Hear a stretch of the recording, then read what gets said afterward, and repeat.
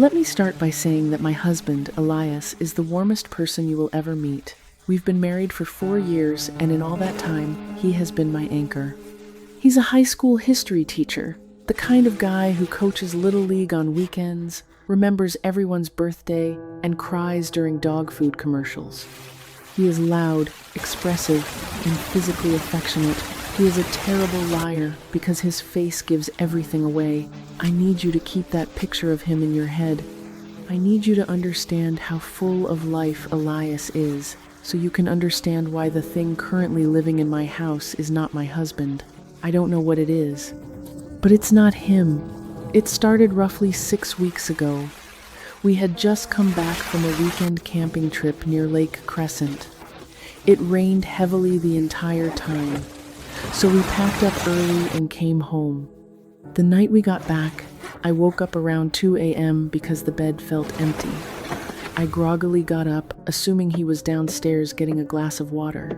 As I walked down the dark hallway, I felt a freezing draft. I went into the living room and saw the back door was wide open, letting the cold night air pour in. Elias was standing in the middle of our muddy backyard. He was wearing nothing but his boxer shorts, standing completely still in the pouring rain. His head was tilted all the way back, his mouth wide open, just letting the rainwater fall directly into his throat. "Elias?" I called out, shivering from the cold. "What on earth are you doing?" He didn't startle. He slowly lowered his head and turned to face me. He was drenched, his hair plastered to his skull, water running down his chest. He looked at me with a completely blank expression. No shivering, no discomfort. "I was thirsty," he said. His voice was monotone, totally stripped of its usual warmth. "We have tap water, honey. Come inside, you're freezing," I said, trying to force a laugh, though my chest felt tight. He stared at me for another long 5 seconds before stepping inside. He didn't dry off. He just walked past me, leaving muddy, soaking wet footprints on the hardwood floor, and climbed right back into bed, soaking the sheets. I slept on the couch that night, convinced he was just having a bizarre sleepwalking episode. The next morning, I expected him to be embarrassed. I expected him to laugh it off and apologize for ruining the mattress. But when I asked him about it, he looked genuinely confused. He swore he hadn't left the bed all night. He even got a little defensive when I showed him the muddy footprints. He blamed it on our dog, Buster. Here's the thing about Buster. He's a rescue, a sweet golden retriever mix who followed Elias everywhere. But ever since we got back from that camping trip, Buster wouldn't go near him. If Elias walked into a room, Buster would tuck his tail, whimper, and hide under my legs. Dogs know things. I should have paid attention. Over the next week, the changes were subtle but undeniable. Elias started drinking ungodly amounts of water. I'm talking 3, maybe 4 gallons a day. I would constantly catch him standing by the kitchen sink, just guzzling water straight from the faucet for minutes at a time. His skin started to look incredibly pale, almost translucent, and he felt cold to the touch, always cold, like a piece of meat left in the fridge. I kept suggesting he see a doctor. I thought maybe it was diabetes or a thyroid issue. He flat out refused. In fact, he stopped talking almost entirely. My vibrant, talkative husband turned into a silent, brooding shell. Then came the bathtub incident. It was a Thursday afternoon.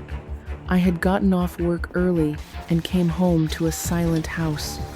Buster was locked outside in the yard, whining and scratching at the back door, trying desperately to get out of the rain.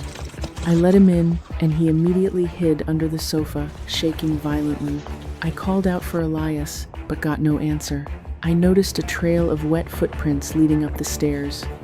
My heart began to hammer in my chest. I followed them into the master bathroom. The bathtub was full.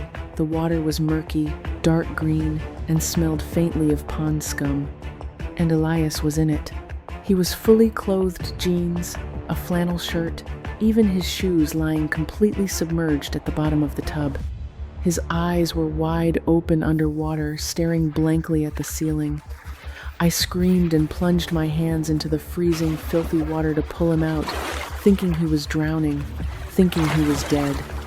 I grabbed his shirt and hauled him upward. He didn't gasp for air. He didn't cough up water. He just sat up slowly, the dark water cascading off his clothes. He looked at me with an unadulterated expression of annoyance. pure, unadulterated You interrupted me. annoyance. You interrupted me. He didn't gasp whispered. for air. Elias, you weren't breathing. You were under the water for God knows how long. I was sobbing at this point, completely terrified. He slowly turned his head to look at me. His eyes were different. The whites of his eyes had turned a bruised, muddy brown. I don't need to breathe anymore, he said casually, as if he were discussing the weather. It's so much quieter down there. I backed out of the bathroom. I told him I was calling an ambulance. He didn't stop me. He just slowly sank back down into the murky water, letting it swallow his face until only his open, unblinking eyes were visible through the green film. I ran downstairs and dialed 911. The paramedics arrived 10 minutes later. By the time they went upstairs, the bathtub was completely empty, and Elias was sitting on the edge of the bed in dry clothes, reading a book. The paramedics checked his vitals. They asked him questions. He answered them perfectly. He was charming. He was smiling. He was my old Elias. He told them I had been under a lot of stress lately and had a panic attack, imagining things. He played the concerned husband so well that the paramedics actually looked at me with pity before leaving. As soon as the front door closed, his smile vanished. It didn't fade, it just snapped off like a turned-off light bulb. He slowly walked over to me, leaning down so his face was inches from mine. I could smell the stagnant lake water on his breath. "Don't invite strangers into our home again," he said. His voice was deep, guttural, and sounded like it was bubbling up through a liquid. I was paralyzed with fear. I couldn't sleep in the same house as him anymore. I started locking the bedroom door, keeping a baseball bat next to the bed. I know you're wondering why I didn't just pack a bag and leave right then. But when you love someone, when you've built a life with them, your brain performs incredible mental gymnastics to rationalize their behavior. I wanted to save my husband. I just didn't realize he was already gone. The breaking point happened 5 days ago. I woke up in the middle of the night to a strange, repetitive sound coming from the hallway. It sounded like a wet mop being dragged across the floor. Schlump, drag, schlump, drag. I grabbed the bat and slowly unlocked my door, peeking through the crack. The hallway was dark, but the moonlight from the window cast long shadows. I saw Elias, but he wasn't walking. He was crawling on the floor on his belly, moving like an inchworm or some kind of amphibian. His arms and legs were splayed out flat against the hardwood, dragging his body forward by digging his fingernails into the floorboards. His neck was craned upward at an impossible, unnatural angle, and he was leaving a thick, dark trail of muddy slime behind him. He dragged himself to the top of the stairs and stopped. He hovered there for a moment, and then he just poured himself over the edge. He didn't tumble or fall. His body seemed completely boneless as he slithered headfirst down the stairs, making wet, slapping sounds against the wood. I clamped a hand over my mouth to keep from screaming. I packed a small bag in under 2 minutes, grabbed my car keys, and climbed out the bedroom window onto the porch roof. I shimmied down the trellis and ran to my car in the freezing rain. I didn't even grab a coat. I drove straight to my sister's house 2 towns over. I was a hyperventilating, shivering mess. When I finally calmed down enough to explain what happened, my sister, who has never liked Elias, didn't call me crazy. She looked deeply disturbed. She told me I needed to call Elias's mother, Helen. Elias never talked about his family. He claimed they were estranged because his parents were overly controlling. I had only met Helen once at our wedding, and she had spent the entire evening staring at Elias with a look of pure dread. I called Helen from my sister's guest room at 6 a.m. When she answered, I didn't know how to start, so I just said, "Helen, it's about Elias. Something is wrong with him. He's obsessed with water. And he's changing. There was a long, suffocating silence on the other end of the line. I thought she had hung up. Then I heard her strike a match and light a cigarette. "Did you take him to a lake?" she asked. Her voice was completely dead, devoid of any surprise. "We went camping at Lake Crescent last week." "Why?" I asked, my grip tightening on the phone. "Elias drowned when he was 10 years old," Helen said quietly. "He fell off a dock into Lake Superior.